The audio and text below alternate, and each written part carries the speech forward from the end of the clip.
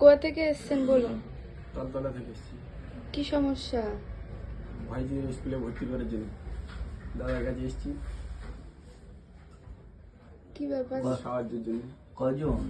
6 জন। 6 জন? 6 জন। ছজনই পড়াশোনা করছে। হ্যাঁ 6 জন করেছে। কত দিতে হবে? 5,000 টাকা দিতে হবে।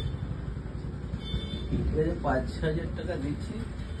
যাদেরকে আমরা সহযোগিতা করছি আমাদের সোসাইটির পক্ষ থেকে, আশা করব তাদেরকে এটা অন্তত ভাবাবেন যে পড়াশোনা করে তারাও একটা জায়গায় যেন পৌঁছে যায়, পৌঁছে যাওয়ার পর তারাও যেন কোনো না কোনো মানুষের সহায়তায় আসে।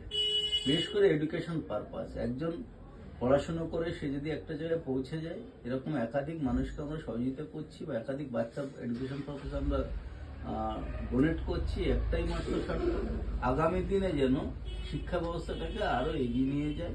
এই বাচ্চাগুলোকে এটাই ভাবানো যে তোমরা একটা জায়গায় দাঁড়িয়ে তোমরা একটা বা দুটো বাচ্চাকে অন্তত সহযোগিতা করো, এটাই বলা। আচ্ছা, সুন্দরবনে আমাদের যেটা আছে ওটা একটু বলুন না।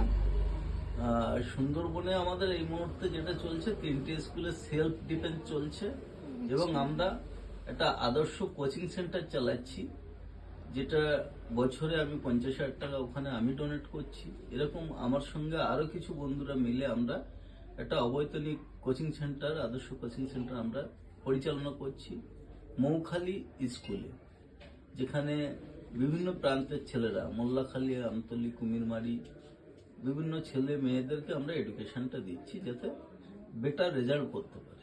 এটাই আমাদের। আচ্ছা, তাহলে কি আজকে আপনি সাহায্য করছেন? অবশ্যই করছি।